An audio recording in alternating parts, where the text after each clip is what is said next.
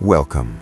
You have just stepped through a door most people spend their entire lives pretending does not exist.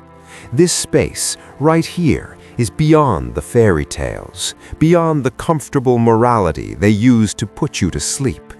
This channel is not for the herd. It is not for the follower. It is for the observer, the analyst, the individual who looks at the grand tapestry of human history, of empires rising and falling, of fortunes made and shattered, and does not see a story of good versus evil.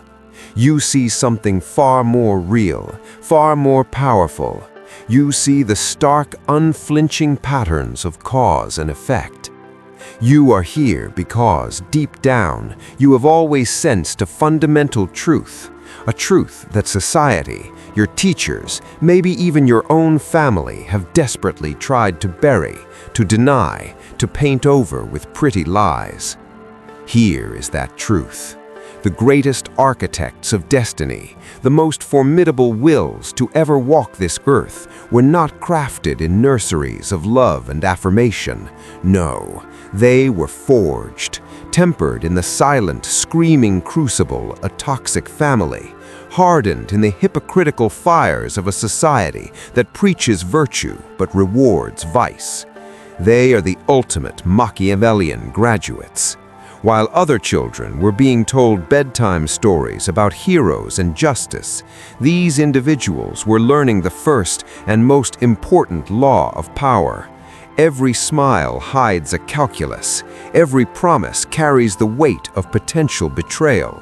Trust is not a gift, it is a strategic vulnerability. Today, we perform an autopsy. We dissect the myth of the born villain. We peel back the skin of history's most powerful and feared figures to expose the raw, beating heart of their origin. We answer the dangerous question: how does the very poison meant to destroy a soul become the alchemical ingredient for an iron will? This is not a story of victimhood. Do not misunderstand. This is a Machiavellian treatise on strategic advantage, on turning every wound into a weapon, every betrayal into a blueprint. The world you have been shown is a stage play, a carefully directed performance to keep you in your seat, watching the actors, believing the script. We are not here to watch the play. We are here to tear down the velvet curtain, to study the backstage machinery, the greasy ropes, the rusted pulleys, the stagehands who make the magic happen, and more importantly, to understand the minds of those who realized it was all a play and decided to seize control of the theater itself. Look at the powerful figure you fear, the one you perhaps secretly admire, the corporate titan, the political operator, the historical conqueror. Understand this now. Their toxic family was their first boardroom. Their hypocritical society was their first battlefield. They were the first and most brutal professors of realpolitik, and they graduated at the top of the class. They learned the syllabus by heart. Now they write the exam. But before we go deeper, I have a question for you, a question that will separate the curious from the committed. Here is my question to you. What is the one lesson you learned from a betrayal early in your life that fundamentally changed how you see the world? Was it from a friend, a family member? What silent vow did you make to yourself that day? I want you to type that lesson in the comments right now. Be specific. This is not a space for weakness. It is a laboratory for analysis. Your answer is data. Let us see the patterns. Because if you have the courage to see the world as it truly is, not as you were told it should be, then you will not just watch this video. You will study it.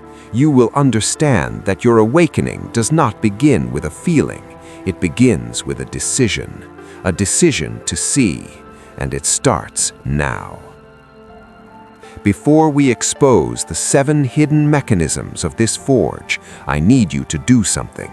If this message, this perspective resonates with you, if you are tired of the lies and are ready to analyze the truth, then you must become part of this network. You must signal your alignment. Hit the subscribe button and turn on all notifications. This is how you ensure you get every piece of strategic intelligence we release. This is not just a YouTube channel. It is an arsenal of understanding. Arm yourself. Smash the like button right now. This is the algorithm's language. It tells the digital universe that this content has power, that there are those who seek reality over fantasy. Your like is a vote against the herd mentality. And most importantly, comment. Answer the question. Share your observation. The comment section is our strategic forum. It is where analysts gather. I read them. I study them. Your insight becomes part of the collective intelligence of this channel. And if you understand the value of this knowledge, share this video. Share it with one person you believe is ready to see behind the curtain. Share it privately. Build your own circle of strategic thinkers. Power grows through networks. Start building yours. You have entered the forge. The fire is lit. The tools are before you. Subscribe, like, comment, share. Then and only then we begin. Now, let us begin the analysis. Number 1. The shattering of the mirror. The birth of the cynic. A child's mind is a mirror, reflecting the world it is shown. In a healthy environment, it reflects trust, safety, and predictable love. In the toxic family, the mirror is shattered with a hammer repeatedly. The reflection becomes a grotesque puzzle of broken pieces, love intertwined with cruelty, affection followed by abandonment, promises that evaporate like mist. This is the primal Machiavellian awakening. There is no innate goodness, no universal justice. There is only behavior and consequence. Machiavelli stated, "A prince must know how to act contrary to truth, faith, humanity." Our subject does not learn this, they breathe it from infancy. They see parents lie to each other, manipulate with tears or rage, betray confidences. Morality becomes a costume worn for social convenience, not a core truth. This early, brutal disillusionment is their greatest gift. It frees them from the chains of ideology. While their future peers will hesitate, burdened by concepts of fairness or right, the Machiavellian mind, sculpted by this early chaos, sees only pathways and obstacles. They understand that all virtue is situational, a tool to be used or a mask to be worn when beneficial. Their family taught them that the foundational bonds of life are transactional. They simply apply that lesson to the entire world. Number 2. The laboratory of control, mastering human variables. Imagine a laboratory where the experiments are unpredictable, volatile, and emotionally explosive. This is the toxic household. For a developing mind, this environment creates an obsessive, relentless drive for one thing: predictive control. When you cannot control your external safety, you master the internal landscape and learn to manipulate the externals. The child becomes a silent scientist. They conduct experiments. If I achieve top grades, will the anger stop? If I become invisible, will I be safe? If I mimic the aggressor's moods, can I steer them? They become hyper-observant, noting micro-expressions, tone shifts, and behavioral triggers. This is not empathy, it is tactical reconnaissance. They are mapping a minefield. This relentless practice in human psychology creates a Machiavellian master of manipulation by adolescence. By the time they engage with the wider society, they see not people, but collections of levers and buttons, pride, insecurity, desire, fear. Their villainous manipulation is simply the application of a skill honed over 10,000 hours of necessary survival. They seek power because power is the ultimate control panel, allowing them to finally dictate the terms of their existence, to become the sole experimenter in their life's lab. Number 3, the alchemy of detachment, turning leaden pain into golden focus. Emotions in a toxic system are weapons. Love is withheld as punishment. Anger is a hurricane used to dominate. Guilt is a chain.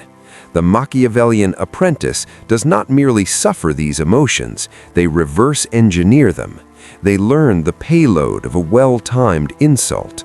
They calculate the explosive yield of a revealed secret. They see how vulnerability is exploited. And so, they make the strategic decision to become a fortress. They practice the art of emotional dissociation. Feeling becomes a choice, not a reflex. This is the famed Machiavellian coldness. It is not an absence, but a supreme discipline. Their own pain, their rage, their sorrow, these are not to be felt, but to be utilized.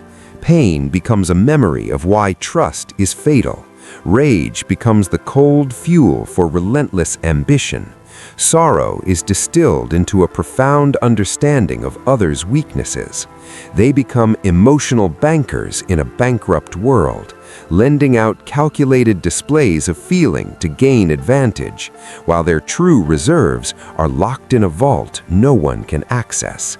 This detachment is their armor and their scalpel, allowing them to operate on the social body without being infected by its sentimentality. Number 4, the X-ray vision, seeing the skeleton of society. Machiavelli urged his prince to study history to see the patterns of men.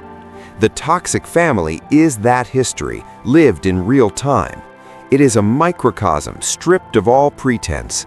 The father who rules by fear is not a king, but he operates on the same principle as a tyrant.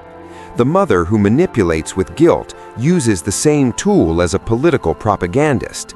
The siblings who form shifting alliances teach the basics of court intrigue. This daily immersion in raw power dynamics gives the Machiavellian mind X-ray vision. They look at society's institutions, government, corporations, religions, and they do not see noble ideals. They see the same patterns, just scaled up and painted with prettier colors. The law is not justice, it is the monopoly on force of the winning tribe. Corporate ethics are a public relations strategy. Religious morality is a system of behavioral control. The villain is simply someone who refuses to pretend the skeleton isn't there. They play the game by the real, hidden rules, not the decorative ones written in the handbook. Their family taught them the handbook was a lie. Society confirms it. Their actions are logical within the real framework they perceive, making them appear monstrous only to those still clinging to the fairy tale. Number 5, the scarcity mindset, forging ruthless resourcefulness. In an environment where emotional and material resources are scarce and arbitrarily given, you learn to be a scavenger, a hunter, a hoarder. You do not expect, you acquire. You learn that nothing is given, everything is taken or negotiated. This scarcity mindset becomes the engine of Machiavellian ingenuity. A kind word becomes intelligence to be stored. A perceived weakness in another becomes a future leverage point. A social connection is not a friendship, it is an asset on a mental balance sheet. They become masters of asymmetric warfare, able to do much with little because they have always had to. While the child of abundance thinks in terms of building and sharing, the child of lack thinks in terms of securing and leveraging. They understand the value of everything because they have had nothing. This makes them relentless, patient, and brutally efficient. They will build an empire from a single brick of resentment because that is all they were given at the start. Number 6, the sovereign self, the ultimate rejection of the herd. The family is the primal herd. Its betrayal is the ultimate lesson in herd disloyalty. When the very unit designed for unconditional support becomes a source of danger, the bond is broken irrevocably. This creates a permanent psychological sovereignty. The Machiavellian individual is a city-state unto themselves. They do not derive identity from group membership, national, religious, corporate. This is their supreme strategic freedom. They can move between groups, use them, abandon them, or pit them against each other because they feel no innate loyalty. The herd's morals, its shames, its praises are just noises to be calculated for their effect. This is why they can make unthinkable decisions. Betraying a mentor? A strategic recalibration. Sacrificing pawns? Necessary for the endgame. They answer to a single internal court, the court of survival and ambition. This alienation, born from the first herd's failure, is not a loneliness they mourn. It is the clean, empty space in which they build their throne. The unbreakable fortress of self-reliance. The final unshakable pillar. When you learn in your deepest core that you cannot depend on anyone, you become your own god, your own army, your own nation. This is the Machiavellian end state. Trust is a vulnerability. Delegation is a risk to be managed, not a relief. All plans, all contingencies, all motivation must come from within. This creates a figure of terrifying resilience. Appeals to their better nature fail. They know it is a fiction. Threats often strengthen their resolve. Flattery is seen as a tool being used on them. They are a closed-loop system. This absolute self-reliance is what makes them seem superhuman. They do not need your approval, your love, or your support to continue their path. They needed those things once as a child, and they were used as weapons against them. They have since amputated that need. What remains is pure, driven, strategic will. Their toxic origin burned away every crutch, and in the ashes, they discovered they could walk on their own two legs and then run, while others are still leading. Let us trace the arc, not as a story, but as a strategic evolution. Phase 1, the raw material. The sensitive child, the observant child. They are not born monsters, they are born with a capacity for depth that the toxic environment will weaponize. Phase 2, the catalyst of pain. The repeated betrayal, the inconsistency, the emotional violence. This is the fire that tempers the steel. It destroys the weak, malleable self and creates the need for a harder one. Phase 3, the silent observation, the retreat inward, the watchful eyes, the mental note-taking. This is the Machiavellian education in session. They are reading the sacred text of human weakness written in the actions of their keepers. Phase 4, the strategic adaptation, the decision to dissociate, the decision to manipulate back, the decision to store resources. This is the birth of the operator. Phase 5, the testing ground. They take their skills into the wider world, school, early work. They find it easier, simpler than home. The puzzles are less intense. Their abilities give them advantage. This is positive reinforcement for their Machiavellian methods. Phase 6, the integration and ascension. They consciously adopt their mindset as a philosophy. They see its effectiveness. They begin to build larger structures of power, whether in business, politics, or a personal empire. The victim is gone. The architect has taken the blueprint drawn in pain and is now constructing a reality of their own design. Consider the corporate titan who ruthlessly eliminates competitors and exploits legal loopholes. See not greed, but a child who watched a parent lose everything by playing fair, who learned that resources are seized, not given. See the master political operator who betrays allies without flinching. See not treachery, but a teenager who learned that family alliances shift daily, that today's confidant is tomorrow's accuser. They are not mimicking villainy. They are executing programs written in their formative years, programs that proved effective for survival. Their ruthlessness is simply the absence of the sentimental code that would slow others down. They are living the ultimate Machiavellian principle. It is better to be feared than loved, because love is fickle and conditional, but fear is a predictable lever of control, a lesson learned at the dinner table long before the boardroom. So the cycle is revealed. The toxic family and society do not create weaklings, they create the ultimate realists. They create individuals who see the gears behind the clock face. The question this exposition leaves is not about them, the so-called villains. The question is about you, the observer. Now that you see the forge, now that you understand the Machiavellian curriculum of power born from poison, what is your move? Will you use this understanding as mere trivia, as a way to label others? Or will you engage in the supreme Machiavellian act, conscious self-creation? Your past, whether idyllic or painful, is merely data. Your upbringing is a report on initial conditions. The strategic mind does not complain about its starting coordinates on the map. It plots the most effective course to its destination from wherever it is. You have been shown that the greatest power often springs from the greatest adversity.